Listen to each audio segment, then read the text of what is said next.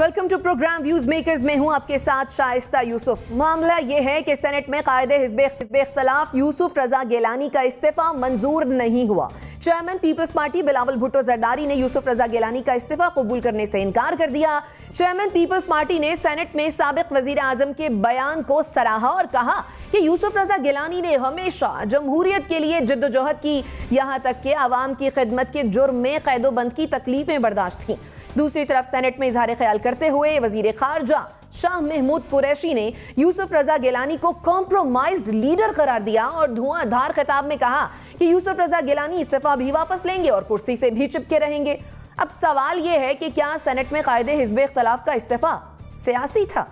इस पर डिस्कशन के लिए जो मेहमान हमारे साथ मौजूद हैं, तारुफ मैं आपसे करवा देती हूँ। क्या है नासिर बिग चुगताई साहब ने, लेफ्टिनेंट जनरल रिटायर्ड अमजद शैब साहब हमारे साथ मौजूद हैं, नसीम सिद्दीकी साहब ने हमें ज्वाइन किया है, मुबशर बुखारी साहब हमारे साथ मौजूद हैं और हमें ज्वाइन किया है मुजम्मिल सोहरवर्दी साहब ने भी। आप तमाम मेहमानों के वक्त का बेहद शुक्रिया। NBC आपकी जानिब आऊँगी। सर, इस्तीफा दिया लेकिन मंजूर ना हुआ, तो क्या वही हुआ जिसकी तवक्को की जा रही थी?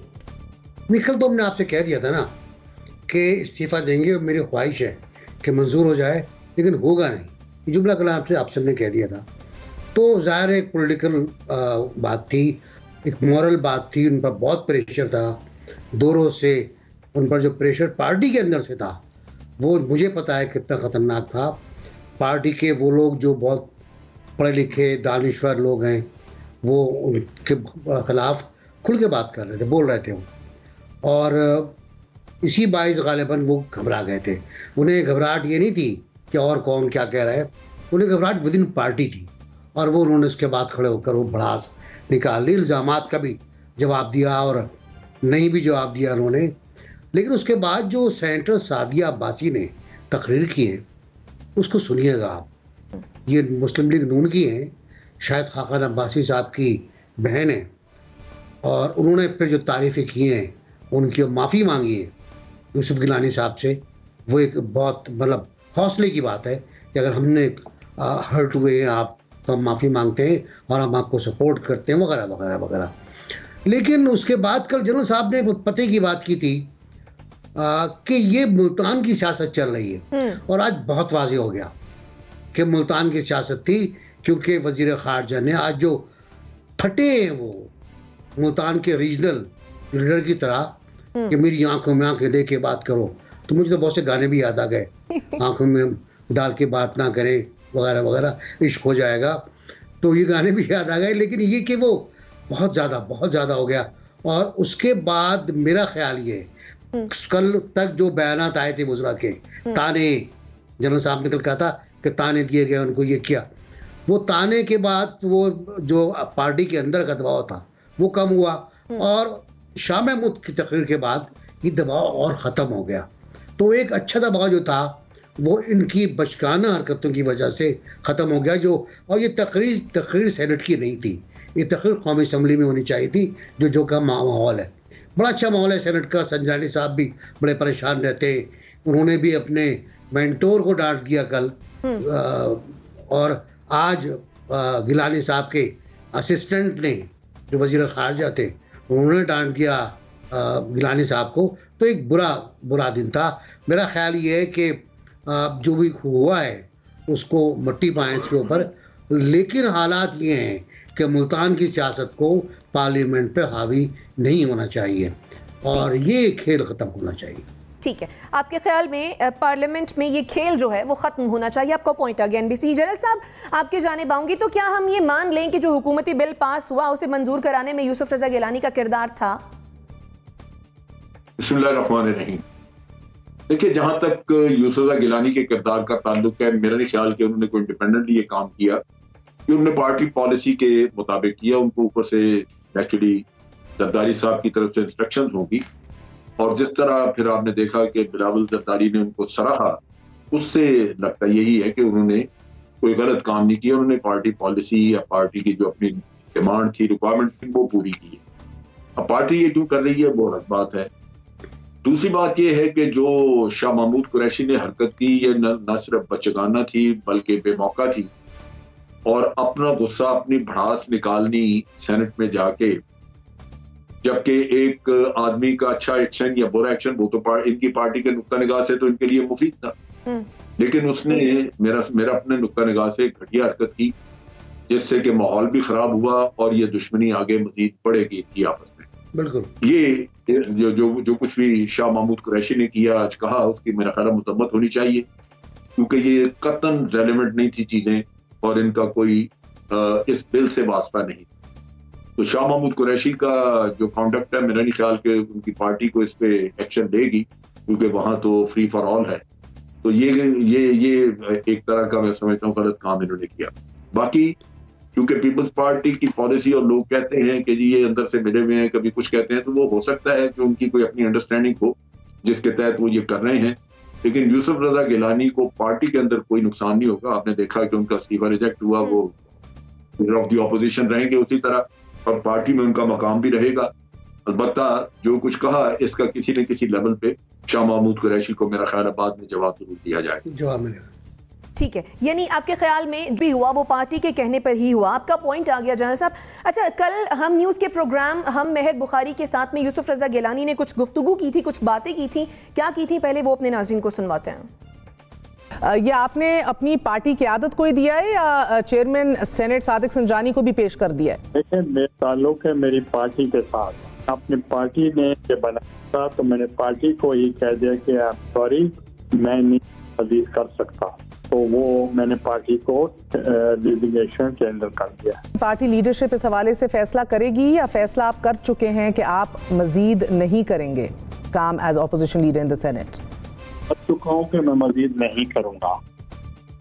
गुफ्तगू आपने मुलाहिजा की। मुबशिर बुखारी साहब कल उन्होंने कहा कि इस्तीफा अगर मंजूर ना भी हुआ तो भी मैं ओहदा नहीं रखूंगा, लेकिन आज हमने देखा सेनेट के इजलास में वो नजर भी आए। तो क्या जो मायूसी कल थी वो खत्म हो गई? जी यकीनन एक तरफ तो अपनी पार्टी के लोगों से काफ़ी यलगार थी, फिर आप हुकूमती बेंचेस से भी जो उनके ख़िलाफ़ आवाज़ें उठ रही थी, और बिल्कुल ठीक बात है कि हुकूमत का तो पर्पस सर्व हुआ उनकी एब्सेंस से। तो ये जो हुकूमत की जानिब से आवाज़ें उठ रही थी, ये अजीब मतलब हमारे लिए शॉकिंग थी कि भाई ये इस तरह क्यों कर रहे हैं।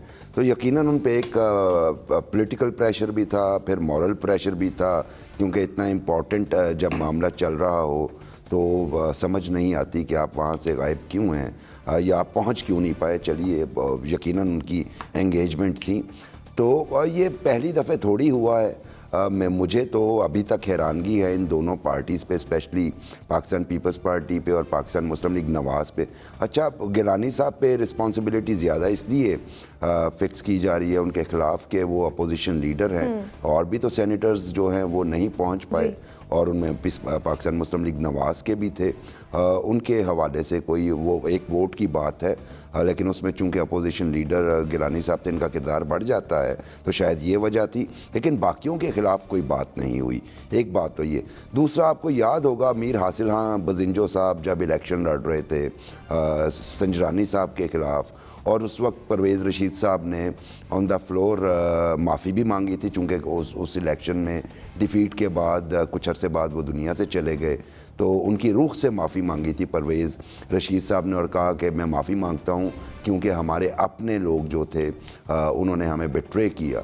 जो मैं सवाल करना चाहता हूँ कि ये पहली दफ़े नहीं हुआ, और स्पेशली जब हम इस तरह के माहौल देख चुके हैं माजी में। नासिर बेग साहब को याद होगा बड़े अच्छे तरीके से कि जब आपने नंबर गेम पूरी करनी होती थी तो ये पॉलिटिकल पार्टीज़, यही पॉलिटिकल पार्टीज़ क्या क्या पापड़ बेलती थी, और मुजम्मल सोहरवर्दी भी इधर मौजूद हैं, ये बिल्कुल अच्छे तरीके से वाकिफ़ हैं छांगा मांगा वाले मामलात से, और इंश्योर किया जाता था कि नंबर गेम पूरी रहे। इस दफ़े हमें अजीब सा ढंग देखने को मिला है पार्टी डिसिप्लिन्स में कि वायलेट भी हो रही होते हैं डिसिप्लिन्स, लेकिन उनके खिलाफ कोई एक्शन नहीं होता। उनको इवन यहाँ तक कि कोई शो कॉज भी इशू नहीं किया जाता, जिसके बाद थोड़ी सी मुझे बात लगती है कि there is something fishy behind the scene. कहीं ना कहीं कुछ ऐसी बात ज़रूर होती होगी, वरना इस तरह का गैर जिम्मेदाराना रवैया जो है वो नज़र नहीं आता।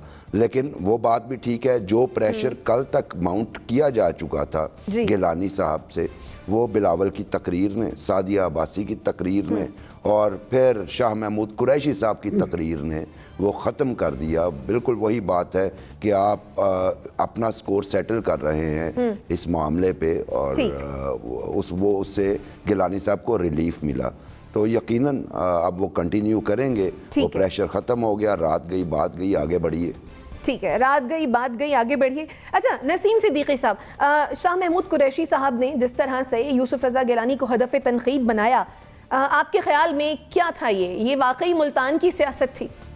शाइस्ता, इसमें आपने देखा होगा कि जब फुटबॉल का मैच हो रहा होता है और बड़ा टेंस मैच होता है, अपोजिशन मैच हार रही होती है और जो दूसरी टीम जीत रही होती है, उसका अपना ही कोई खिलाड़ी अपने गोल पोस्ट के अंदर जो है वो गोल करके मैच बराबर कर देता है। तो शाह महमूद कुरैशी ने बिल्कुल यही किया है कि कोई ज़रूरत नहीं थी, आप मैच जीत रहे थे, आपने गोल जो है अपने गोल पोस्ट के अंदर करके अपनी टीम को ही नादिम करवा दिया। बात हो रही थी यूसुफ रज़ा गिलानी की।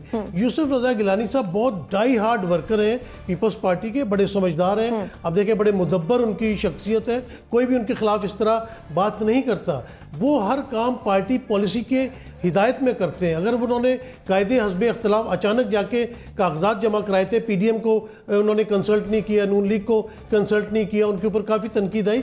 लेकिन आपको पता है कि पीपल्स पार्टी में जो माइंड है पीछे, वो जरदारी साहब का ही चलता। जरदारी साहब खामोश रहते हैं लेकिन वो काम करते रहते हैं। मेरे ख्याल से ये सेनेट में पेश ना होने का जो अंदिया था वो भी जरदारी साहब की तरफ से दिया गया था।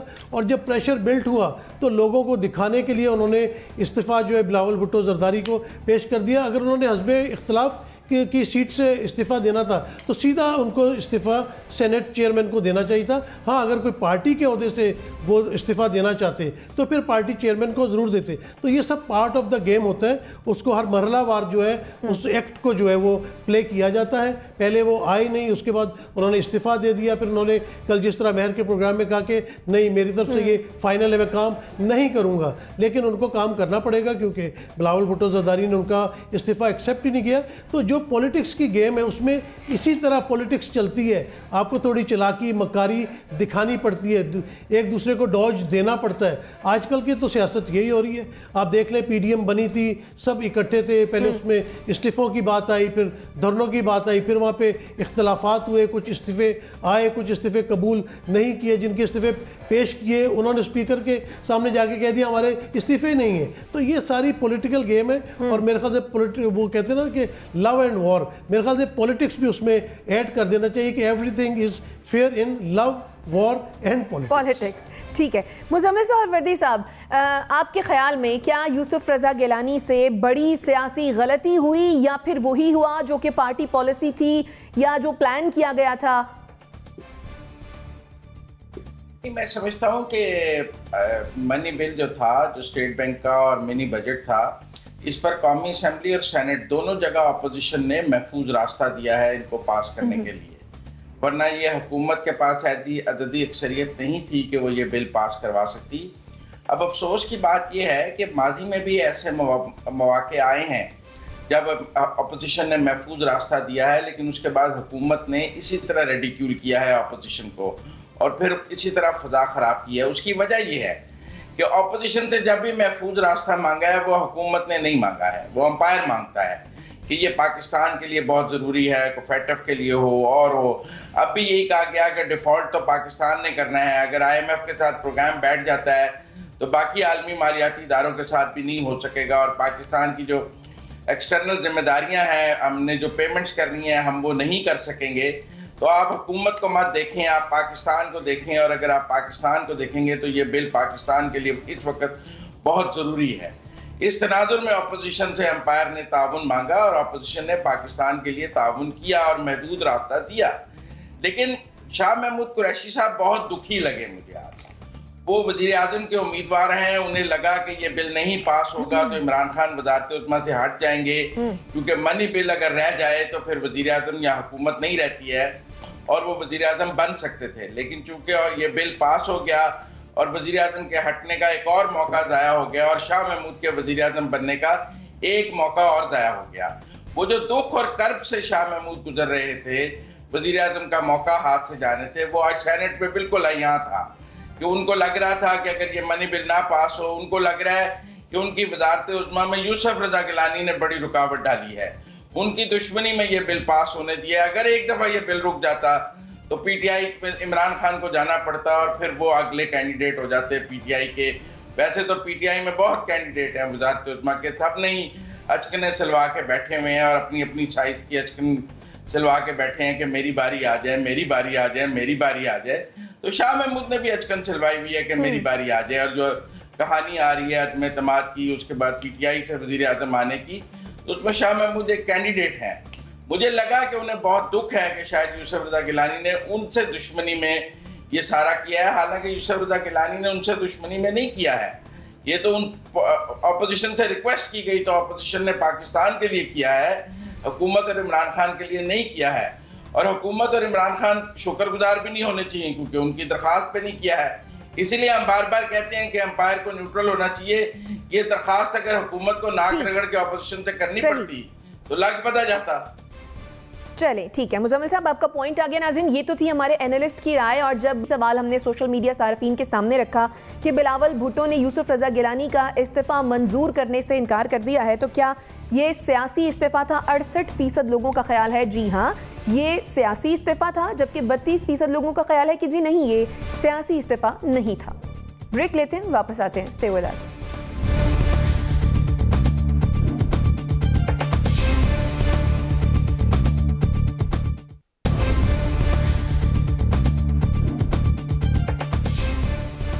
Welcome back after the break. Supreme Court ने सिंध में बल्दियाती इख्तियारात से मुतालिक MQM पाकिस्तान की दरखास्त पर केस का फैसला सुना दिया है। चीफ जस्टिस गुलजार अहमद के 26 अक्टूबर 2020 को महफूज किए गए फैसले में कहा गया है कि सूबाई हुकूमत बाइख्तियार बल्दियाती इदारे कायम करने की पाबंद है। अदालत ने सिंध लोकल गवर्नमेंट एक्ट की शक 74 और 75 को कालादम करार दे दिया है और कहा है कि आइन के तहत बल्दियाती हुकूमत को माली, इंतजामी और सियासी इख्तियारात यकीनी बनाए जाएं। दूसरी तरफ वजीर आला सिंध मुराद अली शाह ने फैसले पर रद्द अमल में कहा है कि चीफ जस्टिस का आखिरी दिन था, इसलिए उन्होंने ये फैसला सुना दिया है। सवाल यह है कि क्या इस फैसले के बाद सिंध हुकूमत इख्तियारात निचली सतह तक मुंतकिल करेगी? NBC, ये सिंध में बल्दियाती इख्तियारात का तनाज़ा क्या? ये पूरे पाकिस्तान में, खाली सिंध में नहीं, सिंध में ज़्यादा यूँ है कि सिंध में लोकल बॉडीज़ ने अपना टाइम पूरा किया है और पूरा करने के बाद वो ख़त्म हुई है। बहुत झगड़ा रहा है इस दौरान। 2013 का जो एक्ट है वो काबिल एतराज़ था, बिल्कुल काबिल एतराज़ था। उसमें जो डिवोल्यूशन ऑफ पावर है वो उस अंदाज में नहीं हुई थी जो होनी चाहिए थी। बहुत से मुतालबात आए, बहुत से फार्मूले आए, बहुत सी बातें आई, लेकिन ये कि कोई ढंग की ऐसी बात नहीं हो पाई जिसका कोई नतीजा निकलता। जमात इस्लामी से बात हुई है हुकूमत की, उन्होंने कुछ मसाइल को हल किया है। अब PSP से बात हो रही है, वो कुछ मसले हल कर लेंगे। तो मेरा ख्याल ये कि पहली बात तो ये फैसला बहुत ताख़ीर से आया। 2017 का केस है ये, 2017 का, और आज हम ये फैसला सुन रहे हैं चीफ जस्टिस के आखिरी दिन। चीफ जस्टिस ने आखिरी दिन ये फैसला सुनाया है। और बहुत अजीबोगरीब बात है कि ये अवामी मुफाद का मामला था। जो भी फैसला होता अवामी मुफाद का मामला था। इसका फैसला तो 2018 तक हो जाना चाहिए था। इतना डिफ़िकल्ट भी नहीं था, बहुत क्लियर था क्या आइन के ख़िलाफ़ है, क्या आइन के हक़ में, क्या सूबाई हुकूमत करना चाहती है, क्या उसे करना चाहिए, ये सब कुछ था। मैं तो बहुत कुछ तवक्को कर रहा था इस फैसले से कि इस फैसले में मेयर के बारे में क्या होगा, इस फैसले में लोकल बॉडीज़ का जो सब यूनिट्स हैं उन्हें कितनी मुख्तारी मिलेगी। लेकिन सबको कह दिया कि आइन के मुताबिक कर लें आप। 2 क्लॉजेस को गैर कानूनी करार दिया गया है, 74, 75। 74 कहती है कि आप कोई नया बल्दियात के तहत चलने वाला कोई मनसूबा आप शुरू नहीं कर सकते सूबाई गवर्नमेंट से। Very good. दूसरा है कि हुकूमत सिंध या कोई भी सूबाई हुकूमत कोई मनसूबा बल्दियात का वो टेक ओवर नहीं कर सकती, कोई शोबा टेक ओवर नहीं कर सकती। प्रोटेक्शन मिल गई दोनों को। उसके बाद फिर आए कि फलां क्लॉज है, ये क्लॉज है, फिर मनी का नीचे आना है, उसको आप मालियात को मुनज़्ज़म कर लें, आइन के मुताबिक कर लें, जो आइन की क्लॉज है उसके तहत कर लें। अच्छा, अब मेरा ख्याल ये है कि दोनों फरीकों के, बल्कि सारे फरीकों को, 17-18 फरीक कराची में, सबकी फेस हुई है, सबको बचत का रास्ता निकल गया है कि साहब देखें ये हो गया, अब सुप्रीम कोर्ट ने कह दिया है हम ही कर लें। सिंध हुकूमत अगर रिव्यू में जाती है तो गलती करेगी, मेरा ख्याल है उसको रिव्यू में जाना नहीं चाहिए। वो बहुत सा काम कर चुकी है जमात इस्लामी से मिलकर, उसको पूरा कर देना चाहिए। और दूसरी बात ये कि जो NFC कमीशन है हमारा, NFC हमारा PFC है, PFC को जो रकम देगी उसका एक तयन होना चाहिए, और फिर PFC की जो रकम का बंटवारा है नीचे उसका तयन होना चाहिए। बहुत बड़ा स्ट्रक्चर बनेगा, ये बहुत बड़ा बनेगा स्ट्रक्चर। और मैं समझता ये हूँ कि मेयर का इंतखाब मैं आज भी जिद करता हूँ बराह रास्त होना चाहिए, जैसे कि हमारे और शहरों में हुआ है, और ये बहुत ज़रूरी बात है। और क्योंकि मुबशर भी यहाँ बैठे हुए तो और दूसरे साहब भी साहिब ज़ौक़ हैं, तो इस फैसले पर एक शेर मैं गालिब को सुनाना चाहता हूँ कि दोनों जहां देखे वो ये समझा के खुश रहा, यहाँ आ पड़ी ये शर्म कि तकरार कौन करे। तकरार देखते हैं कौन करता है, फैसला आ गया है और इस फैसले पर अमल तो करना पड़ेगा और अमल अच्छा होगा। ठीक है जैनल साहब, ये जो फैसला आया है, आपके ख्याल में इस फैसले के बाद सिंध हुकूमत इख्तियारात निचली सतह तक क्या मुंतकिल करेगी? मेरा ख्याल है कि ये इख्तियारात नहीं मुंतकिल करेंगे, कोई ना कोई रास्ता निकालने की कोशिश करेंगे। हो सकता है कि रिव्यू में जाएं, बावजूद इसके कि NBC कहते हैं कि उनको नहीं जाना चाहिए। बात यह है कि ये मकसद था क्या, किया क्यों, जबकि इस सारे सिस्टम की रूह ये है कि आपने बल्दियाती अदारों को एम्पावर करना है, उनको ज़्यादा से ज़्यादा इख्तियारात देने हैं, और सूबाई हुकूमतें सब जगह पे कोशिश कर रही हैं कि ये इख्तियारात वो अपने पास रखें। और सिंध ने तो महकमे भी चुन के जिनसे वसाइल मिलते हैं, जिनसे वसाइल मिलने थे लोकल बॉडीज को, वो भी उन्होंने अपने पास ले लिए। तो लोकल बॉडीज का तो फायदा खत्म हो गया, उनके पास अगर वसाइल नहीं होंगे तो काम नहीं करेंगे। उसमें कुछ मकसद पीछे था। जब आप पैसा जनरेट करने वाले अदारे अपने नीचे लेते हैं तो आपकी पहले ही रेपुटेशन ऐसी नहीं है कि बड़ा खुश होना चाहिए उस पर। तो मेरा ख्याल है कि जहां पे पैसा है वहां सिंध गवर्नमेंट किसी और को हाथ नहीं डालने देना चाहती, लेकिन उसका नुकसान यही होगा कि नीचे तक इख्तियारात जो कि मिलने चाहिए थे, उसके लिए वसाइल भी होने चाहिए थे, वो नीचे नहीं होंगे और लोकल बॉडीज परफॉर्म नहीं करेंगी। मेरे नुक्ता निगाह से इस फैसले को लेके आगे मजीद वजाहत होनी चाहिए थी कि सिंध गवर्नमेंट का एक्चुअली आगे एक्शन क्या होना चाहिए, यानी उनको दस्तबरदार होना चाहिए उन महकमों से जो पहले कभी लोकल बॉडीज के पास थे और बाद में इन्होंने अपने नीचे ले लिए। ये इन्होंने 2 दफा किया है, पहले भी इन्होंने पिछले दौर में भी ये कुछ महकमे लिए, कुछ अब दे दिए। नतीजा ये है कि लोकल बॉडीज जो हैं वो बिल्कुल वसाइल के बगैर अब नजर आती हैं और वो काम नहीं कर सकेंगी, जो कि मुनासिब नहीं। ठीक है, यानी आपके ख्याल में इस फैसले पर मजीद वजाहत होनी चाहिए थी। नसीम सिद्दीकी साहब, आपके ख्याल में इस फैसले के बाद सिंध हुकूमत क्या करेगी? क्या अपील करेगी या नहीं करेगी, और क्या अपील करनी चाहिए सिंध हुकूमत को या फिर नहीं? मेरे ख्याल से शाइस्ता सिंध हुकूमत को अपील नहीं करनी चाहिए। जिस तरह उन्होंने जमात इस्लामी के धरने में जाके कहा जाता है कि 70% के करीब उनके मुतालबात मान लिए, चलो अगर 40-45 भी मान लिए तो बहुत अच्छी बात है। रविश उनको यही रखनी चाहिए और ये उनकी बेहतरी के लिए भी। देखें, बल्दियाती इदारे दुनिया में जहाँ पे भी लोकल बॉडीज़ है वही डिलीवर करते हैं। सब लोग ने बाहर देखा होगा, मैं लंदन में जैसे रहता था वहाँ पे मुझे अपनी लोकल कौंसिल हर मामलात में वो डील किया करती थी, वही टैक्स भी कलेक्ट करती थी और वो बड़ा अच्छा परफॉर्म करते थे। जो असम्बली मेंबर्स हैं उनका काम है लेजिस्लेशन करना। इस मुल्क को बहुत ज़्यादा ज़रूरत है लेजिस्लेशन की। जो असम्बली मेंबरान है, सूबाई असम्बली के हो या कौमी असम्बली के हो, वो अपने काम की तरफ तवज्जो दें और ये नाले, सड़कें, बल्दियाती किस्म के जो भी काम है वो बल्दियात वालों को करने दें। और नीचे वालों को अगर ये पावरफुल करेंगे तो उससे इन्हीं के लिए बेहतरी है। इन्हीं का शहर जो है वो जगमगाता हुआ नज़र आएगा। वो पेशावर हो, वो लाहौर हो, फैसलाबाद हो या कराची हो। कराची भी सबका शहर है, पूरा पाकिस्तान सिमट के कराची की तरफ जाता है, वहाँ पे रोज़गार तलाश करता है। तो जब आप महकमे भी बल्दियात के अंडर होंगे तो उससे काफ़ी ज़्यादा जॉब्स भी क्रिएट होंगी, तो खुशहाली आएगी, टैक्स की ज़्यादा कलेक्शन होगी। तो मेरे ख्याल से सिंध गवर्नमेंट को चाहिए कि वो मनोवन इस फैसले पे अमल करें, उनको जो है वो अपील में नहीं जाना चाहिए। और जिस तरह सुप्रीम कोर्ट ने कहा है और जैसे हमेशा से होता आया कि सुप्रीम कोर्ट कोई फैसला देती है, कोई Lahore high court, Islamabad high court फैसला देती है तो बेहतरी के लिए फैसला देती है। और मेरे ख्याल से जस्टिस गुलजार साहब का ये बड़ा अच्छा इकदाम है कि कम से कम वो देर आए दुरुस्त आए, वो जाते जाते ये फैसला दे गया। और जिस तरह NBC ने शेर में सारा दरिया जो है वो कूजे में समो दिया तो उसके आगे कोई बात करने की ज़रूरत ही नहीं है। चलें ठीक है, मुजम्मिल सोहरावर्दी साहब, आपके ख्याल में सूबाई हुकूमतें इख्तियारात निचली सतह तक मुंतकिल क्यों नहीं करना चाहती हैं? देखिए, एक प्रोसेस है, कितने साल लगे वफाक से सूबों में इख्तियारात आते। अब बहस हो रही है, मुल्क में रायमा बन रही है कि सूबों से नीचे जाना चाहिए, और जो सूबाई हुकूमतें हैं वो इस वक्त शदीद दबाव में हैं कि उन्होंने इख्तियारात निचली सतह पर देने हैं। लेकिन इसका ये मकसद नहीं है। हमारे कुछ दोस्त कहते हैं कि जी वापस सारे इख्तियारात वफाक को दे दिए जाएं। इतने साल लगे, हमने 1 यूनिट का तजर्बा किया, क्या कुछ किया, सब नाकाम होने के बाद बात यही समझ आई कि इख्तियारात नीचे जाने हैं तो वफाक से सूबों में आए हैं, और सूबों से नीचे जाने हैं और हमें सूबों से नीचे जाने की हिमायत करनी चाहिए। लेकिन मैं समझता हूँ कि हर बात देखें ना, सिंध हुकूमत अगर अपना IG बदलना चाहे तो सिंध हाईकोर्ट उन्हें रोक देता है कि जी आप IG नहीं बदल सकते, मुद्दत पूरी करेगा।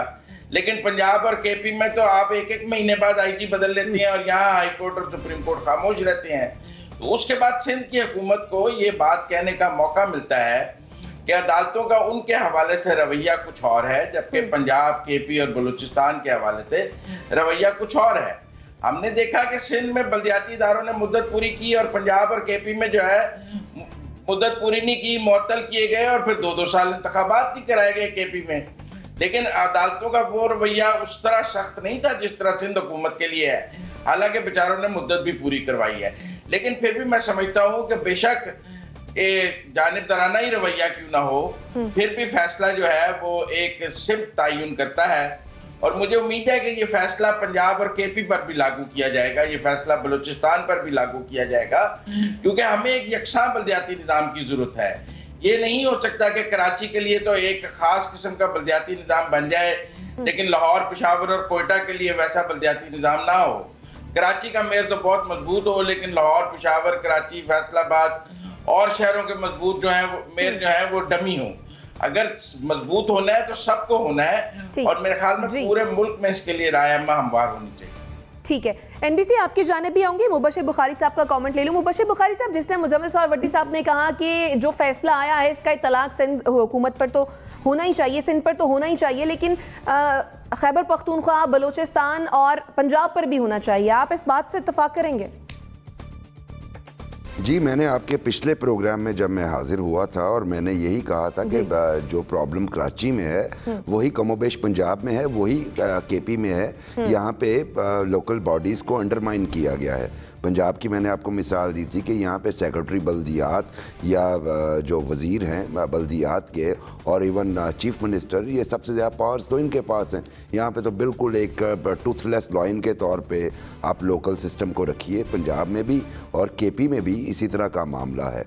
तो ये जब फैसला आया है तो इसका इत्तलाक तो अब पूरे मुल्क पे होगा, और जहाँ पे नहीं होगा वहाँ पे ज़िम्मेदार शहरी और कम से कम political parties. For example Karachi में अगरचे वही बात के पीपल्स पार्टी कंसल्टेशन कर रही है जमात इस्लामी के साथ, वो PSP के साथ कर रही है, वो MKM के साथ करने जा रही है, और होपफुली वो यही सारी चीज़ें करेंगी।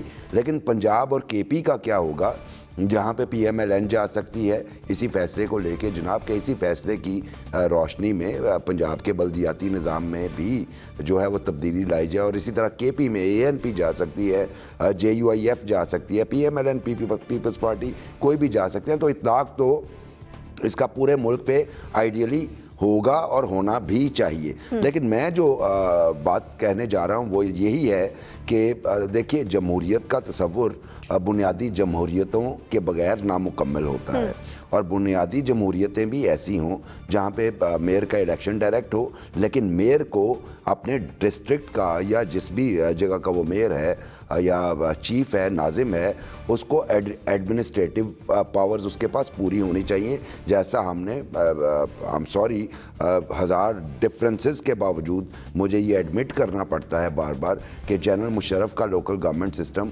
आज तक की तारीख में हमने बेस्ट देखा जब आपका मेयर जो है इतना साहिब इख्तियार होता था। ये आप उस ज़माने में देखिए, शाह महमूद कुरैशी साहब MNA की नशिस्त छोड़ के जो है वो मेयर का इलेक्शन लड़े थे। अदी फरियाल तालपुर जो हैं वो भी MNA की नशिस्त में इंटरेस्टेड नहीं थी, वो चूँकि मेयर इतना ताकतवर था कि वो एडमिनिस्ट्रेटिव हेड था अपने डिस्ट्रिक्ट का और तमाम जितने ऑफिशियल्स थे जवाब देते। अब इरिटेंट्स की एक मुख्तसर से लम्हे में इरिटेंट्स की और जो बात करूँ तो वो खाली सिर्फ ये पॉलिटिकल पार्टीज़ नहीं हैं बल्कि MNAs, MPAs और ब्यूरोक्रेसी है, क्योंकि एक ब्यूरोक्रेट एक DPO या डेप्यूटी कमिश्नर कहाँ चाहेगा कि वो एक नाजिम को जवाब दे हो, तो बहुत सारी रुकावटें पैदा होती हैं, इनको भी देखना चाहिए। और इस फैसले में इस हवाले से कोई वाजे अभी तो सामने आया नहीं, हो सकता है हो चूँकि मेरे इल्म में नहीं है, वाजे कोई गाइडलाइन देनी चाहिए थी सुप्रीम कोर्ट को, क्योंकि ये बहुत ज़रूरी है इस मुल्क के लिए। ठीक है, यानी आपका ख्याल भी यही है कि इस फैसले पर मजीद वजाहत भी होनी चाहिए थी। NBC आप कुछ ऐड करना चाह रहे थे गालिबन? अच्छा, अब तक जो सबसे बड़ा मुजाहरा हुआ है कराची में और बहुत पुरअमन हुआ है और 30 दिन तक चला है, धरना 24 घंटे का, वो जमात इस्लामी का था। हैरत अंगेज तौर पर सर्दी, बारिश, तूफान सब में बैठे रहे, सर्दी बहुत सख्त थी और डटे रहे। उनसे जो बातचीत हुई हुकूमत की, मैं बताता हूँ आपको खास खास पॉइंट कि 2 इम्पोर्टेंट इदारे, एक है वाटर एंड सीवरेज बोर्ड और दूसरा है Sindh waste solid waste management board. ये दोनों बल्दिया को दिए जाएंगे और वो नीचे तक जाएंगे। उसके साथ साथ पब्लिक सेफ्टी कमीशन जी, उसके मेंबर्स होंगे मेयर साहब। KDA और तरक्याती प्रोग्राम जो है इनके, उसमें मेयर होंगे, मेंबर होंगे और गालिबन को चेयरमैन भी होंगे वो उसके अंदर। तो जमात से तो उनके ताल्लुकात के बहुत जबरदस्त। जमात इस्लामी जब कहती है कि मुतमईन है तो हमें सोचना पड़ता है कि वाकई कोई काम की बात आई है। अब PSP से बातचीत चल रही है, वो कह रहे हैं, वो धरना उन्होंने दिया हुआ है, कह रहे हैं कि अच्छी बातचीत चल रही है, हो जाएगा। तो मुझे नहीं लगता कि जो सुप्रीम कोर्ट ने कहा है उस पर अमल ना हो पाए, इसमें ऐसी कोई बात भी नहीं है, उस पर अमल ना हो पाए।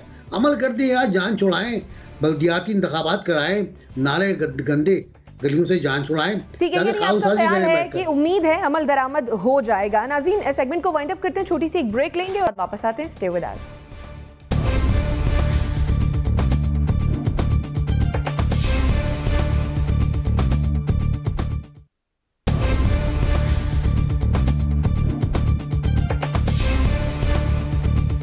Welcome back after the break. Karachi में छोटे ताजिरों ने सेल्स टैक्स रजिस्ट्रेशन के खिलाफ FBR के दफ्तर के बाहर धरना देने की धमकी दे दी है।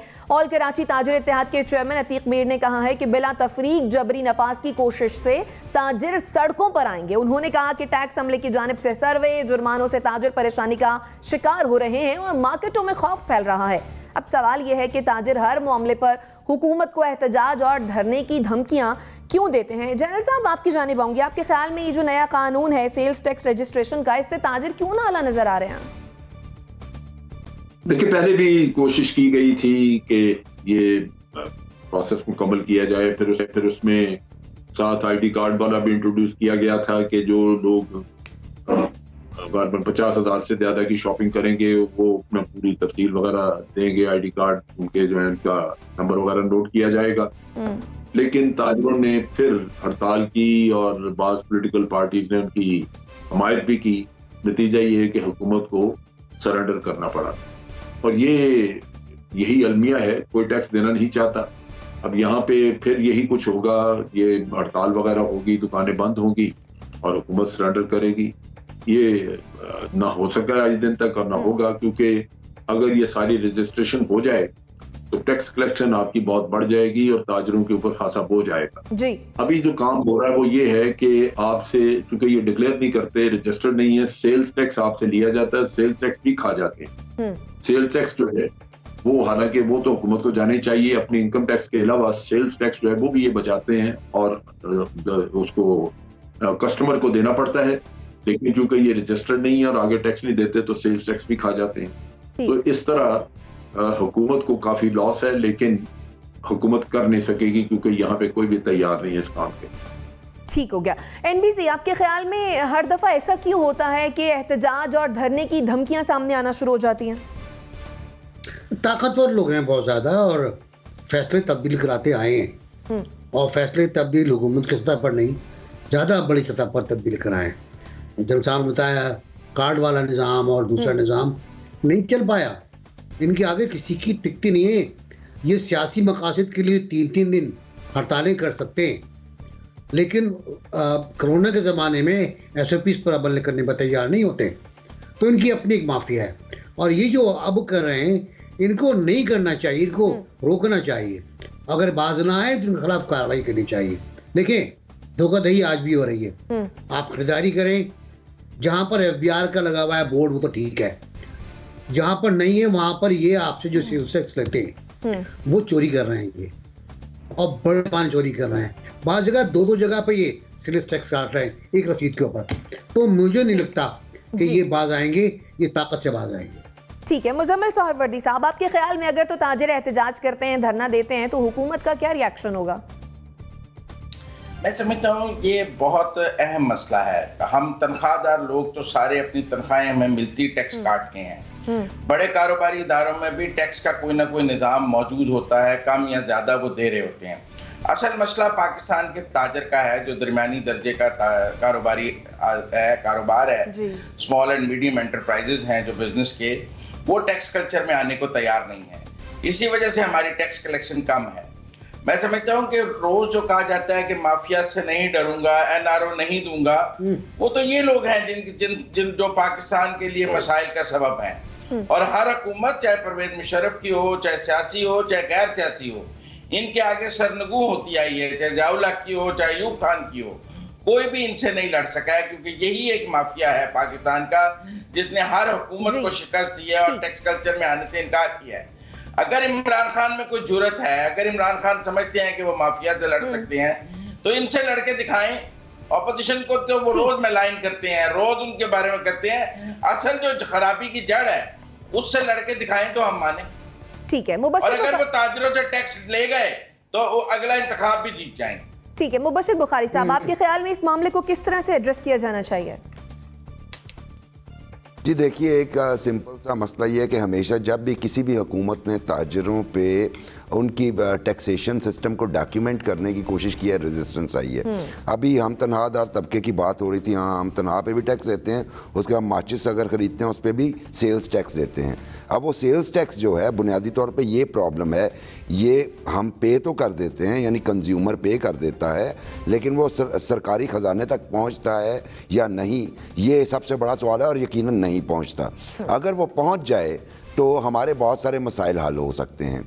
लेकिन अगर इनको आप डॉक्यूमेंट कर देंगे, यानी पाबंद कर देंगे कि आप हर महीने की डॉक्यूमेंटेशन करें, जितना सेल्स है टैक्स इकट्ठा हुआ वो जमा करवाएं, तो इनके नुकसान होते हैं जो आज तक ये नाजायज़ नफ़ा कमाते रहे हैं। तो इसका हल यही है कि हुकूमत को तन के खड़ा होना चाहिए और पोलिटिकल पार्टीज को सपोर्ट करना चाहिए। ठीक है, नसीम सिद्दीकी साहब, आपके ख्याल में अगर डॉक्यूमेंटेशन हो जाए तो इसमें बुराई क्या है? देखिए, आपने अक्सर शाइस्ता सुना होगा कि शौकत तरीन साहब हो या कोई भी हो, वो बात करते हैं कि 22 करोड़ आवाम है, सिर्फ 30 लाख लोग उसमें से टैक्स देते हैं। जी नहीं, 22 करोड़ आवाम जो है वो रोजाना हर चीज़ के ऊपर टैक्स पे कर रही होती है, लेकिन आपकी टैक्स कलेक्शन नहीं है। आपको इनके ऊपर सख्ती करनी पड़ेगी, इसके अलावा कोई चारा नहीं है, क्योंकि हुकूमतों के कोई कारोबार नहीं होते। हुकूमतों का कारोबार सिर्फ ये होता है कि वो टैक्स कलेक्ट करके, जब हम कहते हैं ना कि हम टैक्स पेयर की मनी के ऊपर आप फलां अय्याशी कर रहे हैं, फलां चीज़ कर रहे हैं, तो टैक्स जब कलेक्ट होगा उससे बहुत हालात चेंज हो जाएंगे, उससे हालात बहुत ज़्यादा चेंज हो जाएंगे। हुकूमत को हर किस्म की सख्ती करनी चाहिए, और पूरे मुल्क में, सिर्फ कराची के ताजरों के ऊपर नहीं, पूरे मुल्क के ताजरों के ऊपर ये टैक्स का नफाज होना चाहिए। ठीक है, टैक्स का नफाज चाहिए और यकीनन होना चाहिए। नाज़रीन, इसी के साथ मुझे और मेरे मेहमानों को दीजिए इजाज़त। अल्लाह ने के बानी।